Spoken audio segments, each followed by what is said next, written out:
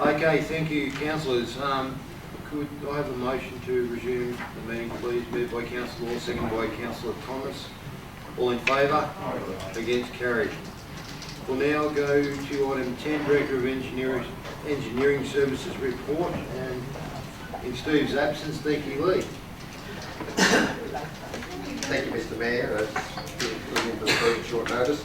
The first item is item 10.1, which is a report on progress of the works program at the end of October. The recommendation is for noting. There's a list of activities that have gone on. If anyone's got any questions, I can certainly pass them on.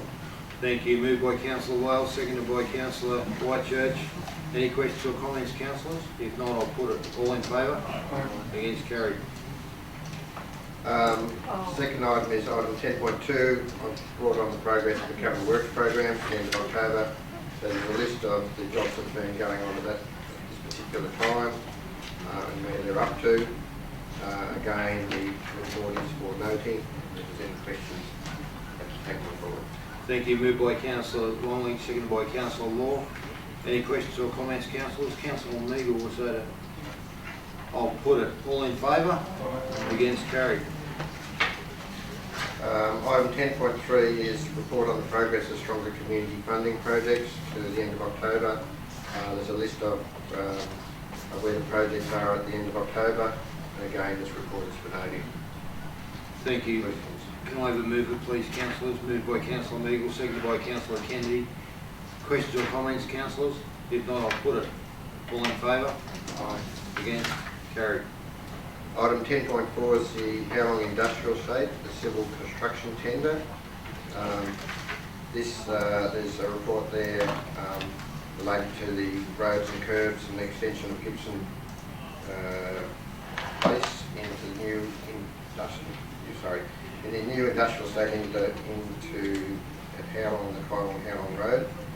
Tenders closed as of about last Thursday, so. And we've had one of our consultants working on this particular project, Mr. Rob Fong, and he will be discussing it later in the confidential section. Given that this item has deals with commercial and confidence issues, it's recommended that this item be dealt with in a closed section of the council meeting. Thank you. Can I have a motion to do that? Okay. Moved by Councillor Meagle, seconded by Councillor Thomas. All in favour? Against? Carried. And item 10.5 is the compulsory acquisition of some streets in Miranda and the Daysdale curves. The recommendation is that council proceed with the compulsory acquisition of the lots listed in the recommendation in Miranda, and also we make application to the Minister for application of Quiet Parks of Section 3 and Lot 7 where SDPs was identified for compulsory acquisition under the Roads Act. These lots have been long-standing. The road at the moment goes through a reserve. It was always constructed on a reserve, so it's been a long-standing issue over about the last 50 years. And we're just trying to resolve it so we get the road on the right alignment, so it actually goes on Creighton Circle, not on a reserve in Miranda.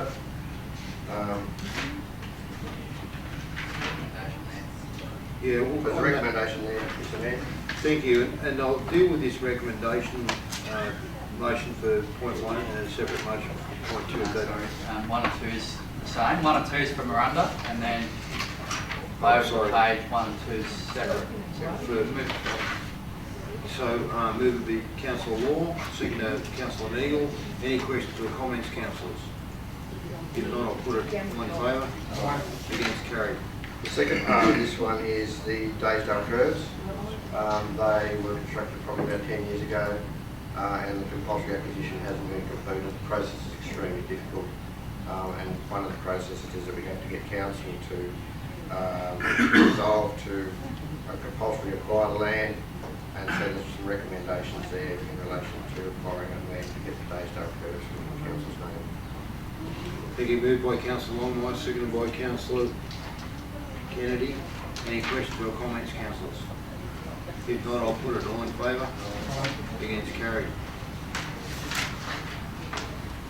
Item 10.6 is a compulsory acquisition of the South Curra Cycleway extension.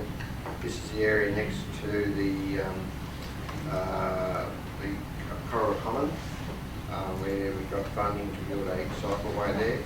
The land is on Common Trust land and needs to be acquired from the Common Trust to the council's name. So there's a recommendation that they compulsory acquire Southern Curra Cycleway extension from Glyn Street to Augusta Street. Thank you. Moved by Councillor Law, seconded by Councillor Whitechurch. Any questions or comments, councillors? Yes, Mayor, if I could, and appreciate that Mr. Ashford is still enrolled, probably isn't all over the cycle path, but it's been an ongoing issue, and I still believe that there's still some issues regarding opening the cycle path up, largely due to the Common still taking, correct me if I'm wrong, if we know the Common believes that while the land's still in their name, they've got insurance problems and liability if somebody falls over or runs into the fence, and they're not willing to forego letting that path be opened up. Is there any such way that we can look at having that path open by indemnifying the Common and we taking the risk through a legal document? In some way, it just seems silly that it's gone on and now we can do it. There is an agreement with council and the Common people that we will not open that particular reserve along there until it is legally within council's name. There is a written agreement, so we have to renegotiate that written agreement if it's possible. The Commoners have been very clear that they do not believe there's any way around that, and that discussion has been raised a number of times with them. They're fairly adamant that they want the land transferred until land transferred before they're prepared to let people use that. What would the time frame of that be? Probably, given this goes through now, we're hoping probably within 6 weeks, a couple of weeks, sort of thing. Any further questions, councillors? If not, I'll put it. All in favour? Against, carried. Okay, thank you very much, Lee. Now we'll move on to item number 11, notice of motion. Question with notice. Moved by notice of motion, moved by Councillor Thomas. That council allows free entry for patrons to attending Oaklands and Urona swimming pools, consistent with the Howlong pools for the 2019-20 season. Can we have a second, please? Moved, seconded by Councillor Longley. Any questions or comments?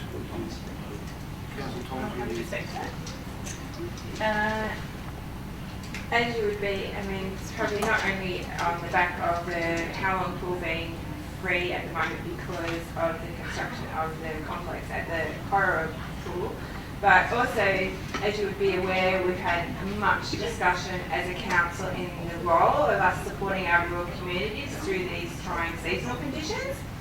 And I mean, also with the possibility, with our drought funding that we've discussed, water being available for the Urona Aquatic Centre before summer, and as we progress towards summer, that's becoming less likely, unfortunately, for this summer. But let's hope it can get over line, early next year. So hence, let's take this opportunity to contribute to the social opportunities over this upcoming summer by waiving the fees at both these pools, and also just to remember that the Moila pool is always free. Thank you, Councillor Thomas. Any further questions? Councillor Meagle. Yeah, just one quick one. The impact budget-wise has been noted in the report from the staff that there would be and require a budget adjustment, or could this be considered as part of the drought funding arrangement that we recently received from the Shannon 3 News Committee? Thank you, Councillor. Thanks, Councillor Meagle. So with the drought funding, there's two separate programs or groups of projects. One is the $1 million worth of projects that Council's already agreed to at the last council meeting. That application has been submitted, so the funding of the swimming pool entry fees can't be part of that particular program. We can have a look at the next round of $1 million that is available drought funding. I'm not sure whether it is an eligible activity or not. We can have a look at that to see whether it can be accommodated. However, the season will start prior to that application. So effectively, reports being proposed will result in a reduction in revenue demands of about $5,000 for the interim fees of those two schools. Thank you, Joe. Anything further, would you like to comment? Thank you, Mr. Mayor. Just a couple of things to note. Both the Rano and Oaklands schools have activities. At the meeting for the Oaklands pool recently, they agreed with the free entry on Rano as well. In terms of Rano, we currently don't have anybody to run that facility, so as meetings we'll be looking at alternative options of how we're going to get that facility open. Oaklands, we have put someone on. In addition to that, we've gone for Swim and Survive grant funding to allow schools access to the facility with free bus service as well, so there may be some income coming from that. Thank you, Susan. Anything further, councillors? If not, I'll put it. All in favour? Aye. Against, carried. Item number 12, reports from committees. No items. Item number 13, reports from delegates. Verbal reports. Would you like councillors opportunity to give a verbal report in relation to anything you've been to? Councillor Longline.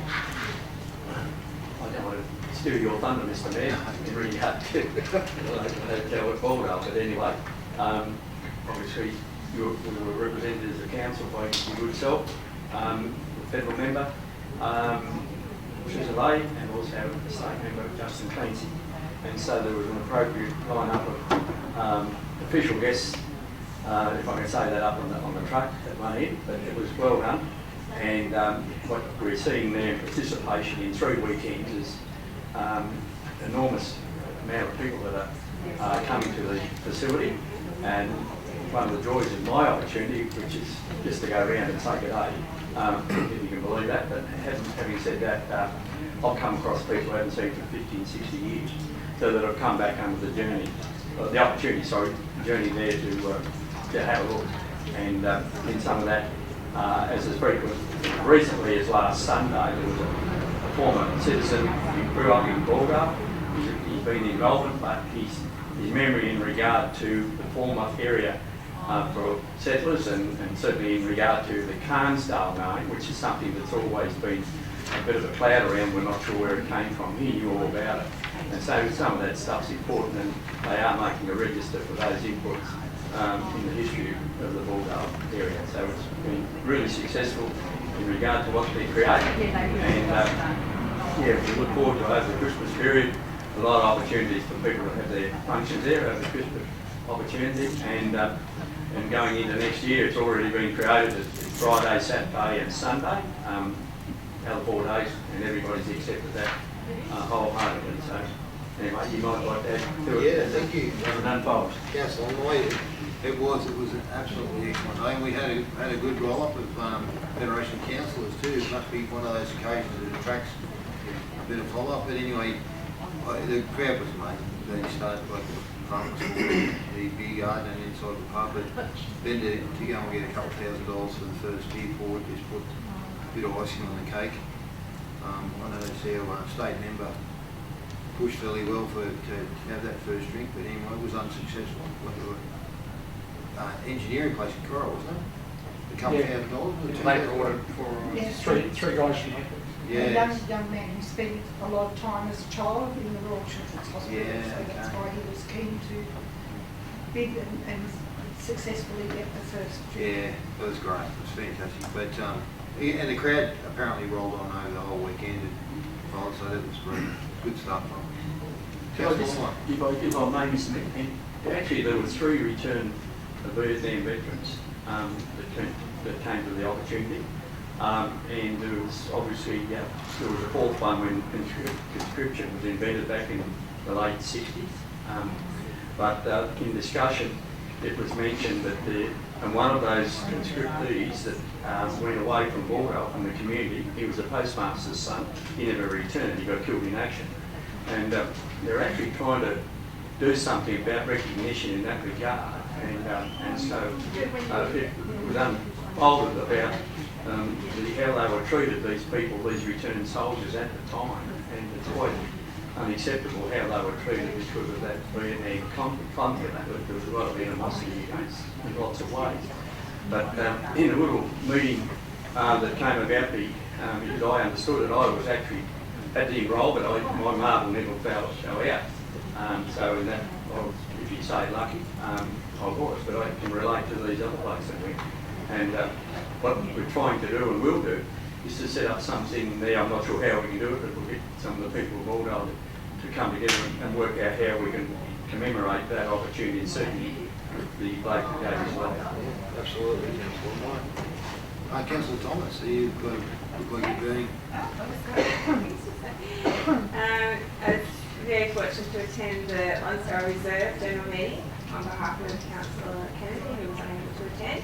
It was really good to actually meet with them again and attend their general meeting because I hadn't been part of that process for a while, so it was really good to go over their new master plan and get a good understanding of what they're doing or achieving on that master plan. They were able to give priorities to the projects that they've got on the table. They just have one request from council at this stage is with that original budget around that original master plan and where they're up to.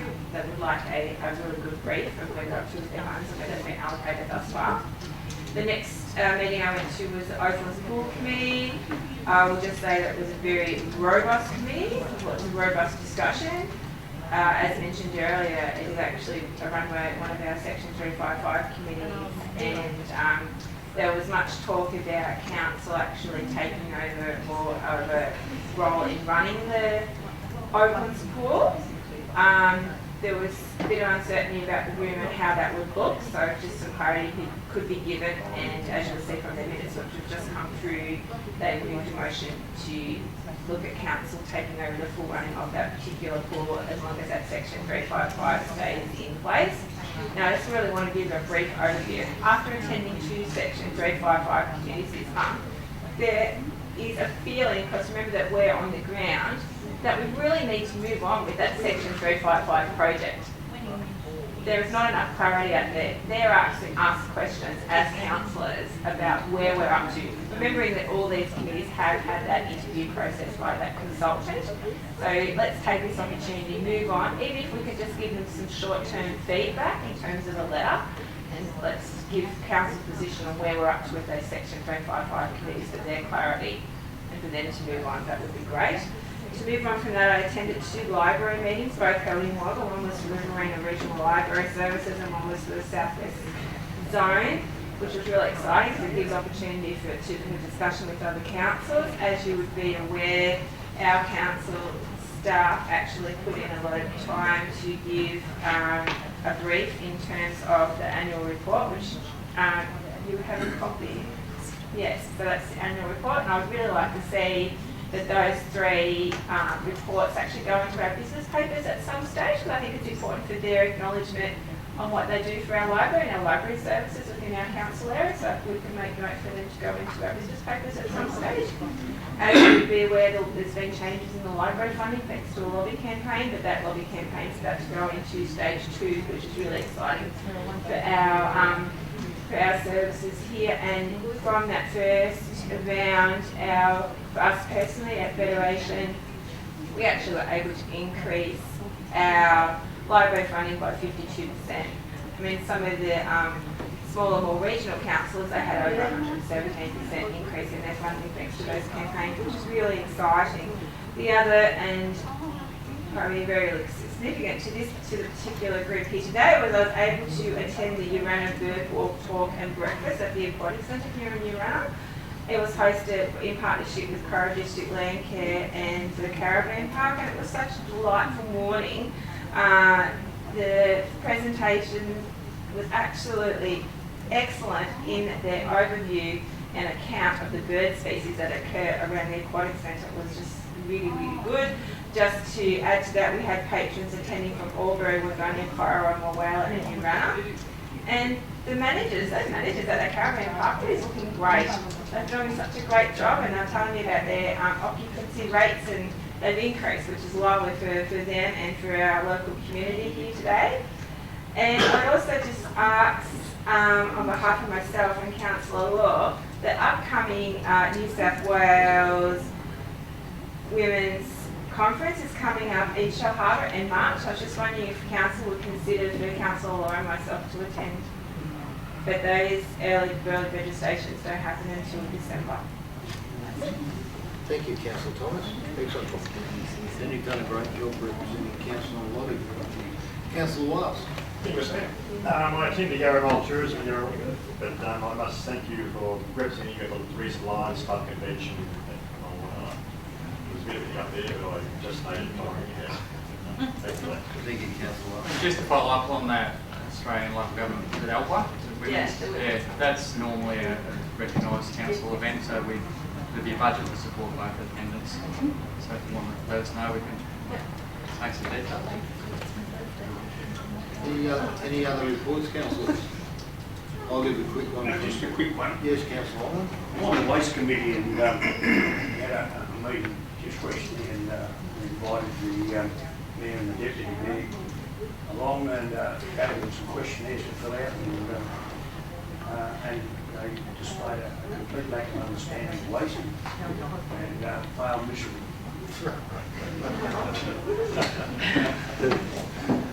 Thank you, Councillor Longman.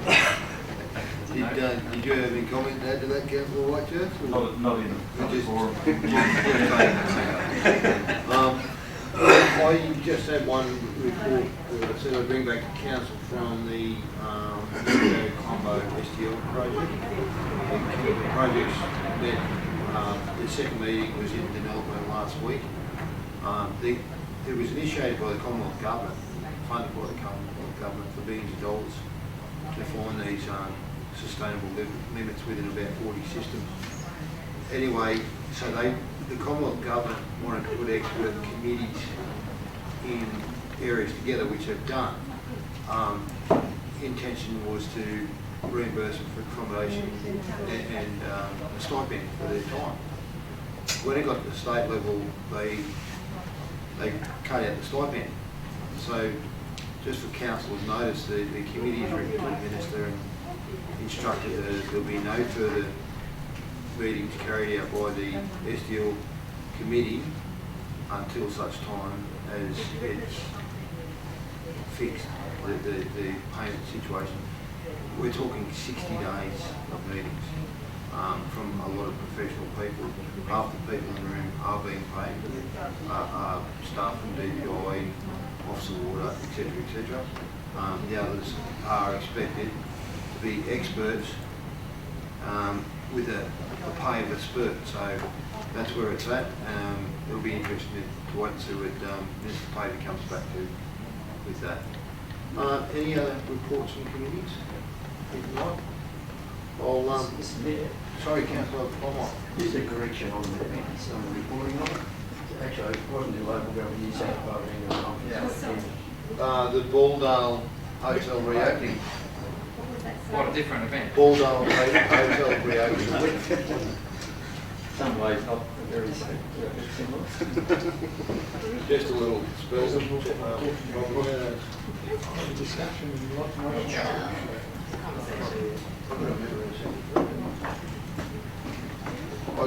I thank you. We're going to move a second for that. Moved by Councillor Longley, seconded by Councillor Kennedy. All in favour? And I'll Against, put carried. Yeah, Okay, correspondence, 14.1, we've got West Kooringal Private Irrigators District Concerns and Long-Term Strategic Direction. So there's a recommendation, I pulled out a couple of separate recommendations, councillors. That one there on West Kooringal just talks about arranging a meeting also. So that's a letter they sent to us, and they sent similar letters to Justin Clancy and the Minister, and we're underway with lobbying to get a meeting in Sydney to just further progress their concerns, and of course on Friday with the MDA's audience there to make sure we continue to support West Kooringal District in working forward on that. So they're keen to have a meeting. They're also keen for us to accompany them to Sydney to meet with the Minister and with Justin Clancy, our statement. So moved by Councillor Longmire, seconded by Councillor Thomas. Any questions or comments? If not, I'll put it. Councillor, sorry, Joe. Sorry, we're still on the first one, Mr. Mayor. That We're first, doing them as a group. We're just going to We're do just gonna- first couple Oh, no, separately. no, it's okay, no, sorry. yeah, are you okay? Yes. All right. Thank you, Mr. Mayor. All in favour? Against, carried. 14.2, So another one on water. So state government now asking for some comments on a development of a state water strategy. So everything's moving in the water space, as we're aware. This one's only got about a couple of weeks to make a submission, if the council are of that way. And when you're talking about a state water strategy, they're talking about groundwater, surface water, rivers, allocation, extraction. Everything's up for grabs, I guess. So it's going to be hard to be overly definitive or anything. But I think we need to be in the tent of making a submission on that basis. So I'll prepare something and send it around for councillors to be aware of. moved by councillor Longmire, seconded by councillor Whitechurch. Comments, councillor? It's more just for information. That's fine. So earlier on in the year, I attended a meeting in Burnley, and it was in regards to the critical strategic water committee. And the only reason they engage these critical strategic water committees is when the season's really not looking favourable. So they had already engaged the one in the north. Well, probably 3 weeks ago, I heard on the radio that they have actually engaged the one for the south. So that will be out in Tenellisland. The only representative that LGA will have on that particular committee will be someone from a Rancho committee representative, so it just might be worthwhile following that up. Yeah. Thank you, councillor Thomas. There's nothing further, I'll put it. All in favour? Against, carried. Items 14.3 to 14.6. Move as a... 16. Sorry, oh, item Go right through. right through to 16. Oh, there's none of them. Oh, sorry. Go right down. 14.3 to 14.16. Anything in particular you'd like to discuss, Joe? If I could get a mover first, moved by councillor Meagle, seconded by councillor Whitechurch. Thanks, Joe. Thanks, Mr. Mayor. I just wanted to point out with a number of these pieces of correspondence, 4 of them are actually from Section 355 committees of council and are actually the minutes of their meetings. So this noting of them is actually just noting that we do have the minutes. If there's any actions or requests contained in the minutes, separate reports will come to council at the next meeting. So just to clarify that side of it. So there's 4 of those committees being the RAN Town Improvement Committee, Oakland's Rec Reserve Committee, Oakland's Memorial Hall Committee and the Boree Creek Community Committee. In addition to that, item 14.14, which is communication from the Boree Creek Community Committee requesting some funding for a community Christmas function. That request has been withdrawn. So it was actually a request from a Section 355 committee of council for some council funds to do a Christmas function, and doing a Christmas function is not necessarily a function of council that a Section 355 committee would be doing on our behalf. So they have withdrawn their request and they are progressing with that event through a separate mechanism. Thank you. I'd also like to draw attention to the very kind donation that Tim Fishers, the late Tim Fishers, left in his will to Urana Courthouse Historical Society of $20,000. I think it was absolutely amazing to have that happen, and maybe suggest a letter be sent to Tim Fisher's wife and sons as a way of thanking them for and remembering Tim's donation. Is there any other items in that, councillors, that you'd like to comment on? If not, I'll put it. All in favour? Against? Carried. 15, confidential matters. Will we leave that one until after we're getting very close to lunchtime? Just wondering whether we should suspend standards so that and move that to public out. Okay. You can adjourn the meeting. Would someone like to move that we adjourn the meeting, please? Moved by councillor Law, seconded by councillor Whitechurch. All in favour? Against? Carried. We'll now break for lunch. Councillors and members of the gallery.